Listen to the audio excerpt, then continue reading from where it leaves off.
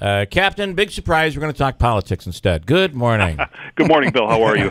Yeah, we don't want to get on that road. Yeah, I was listening to your. Yeah, we'll stay off of that if you don't mind. I can only imagine. So anyway, listen. Here's the question. There's a principal at the middle school in New Hartford. He had been with RFA. It seems like something was done on a computer. Do we have any details of what went down and what the background of the story is?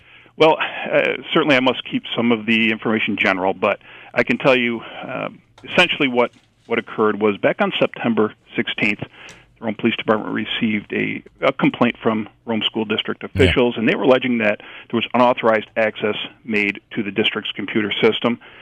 We responded. We met with them. They wanted an investigation initiated. We did. They filed a complaint. We investigated, and several days later, it resulted in the arrest of the current athletic director at the Rome City School District, as well as a former employee of the Michael Stamboli, who is the athletic director. Correct. And Ricardo Ripa, do I say that right? Ripa. Yes. And he had at that time was the principal at Perry Junior High in New Hartford. Correct. So we live in a world of social media, and so we kind of have some insight. What you go into a computer? What happened? Can you tell us what was changed? Was it allegedly changed? Thank you. Yes. What happened was what we're alleging is that the computer material was accessed, and that resulted in a change to a student's class schedule at the Rome District. Our investigation showed that Mr. Ripa, who was no longer a district employee, had access to a computer with the assistance of Mr. Stamboli and changed a student's class schedule. Got it. Because normally these things you don't see. I mean, you've been doing this for a long time. I've been doing this for a long time, and a lot of times these things are handled internally. It's very seldom you ever see the police get involved. Well, at times I would certainly agree on several cases with you on that.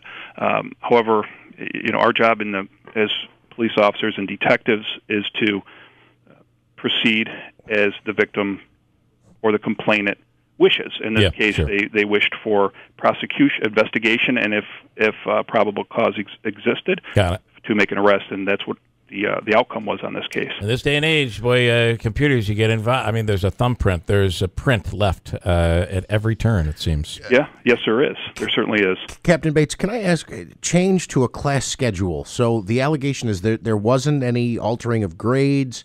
For what purpose, based on your investigation, would you allege that someone would go in and change a class schedule? Why would someone do that? Well, I think there are many reasons. In this case, I really can't tell you a definitive answer. It appears that a student was perhaps not happy with the layout of their schedule, or perhaps a certain class or teacher, perhaps, along those lines. And so that it appears that that's one of those reasons is why this change was made. I know a lot of folks believe that, hey, this is it's a change of a schedule. What's the big deal here? And it's not. That's not really the focus of what the crime is. It's accessing that material when you don't have a right to. It's a trespassing, basically. You're trespassing. Yeah, the charge is criminal trespass. It's an e-felony here in New York State.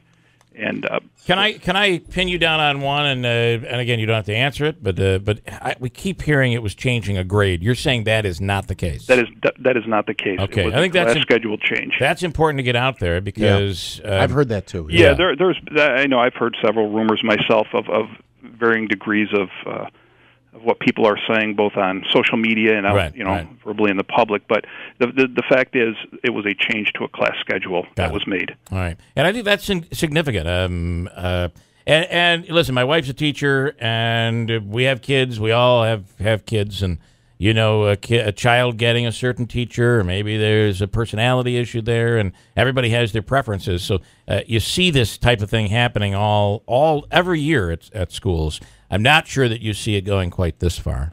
Right. And I'm sure each school district has a policy and procedure on if that's the case, that this is how we handle it. Certainly the allegations here was not the way to handle this situation. Right. Okay. Got it. All right. We really appreciate the update, Captain. And as always, thanks for coming on and not talking politics. Thank you. My pleasure. Thank you, Bill. Take care. Right.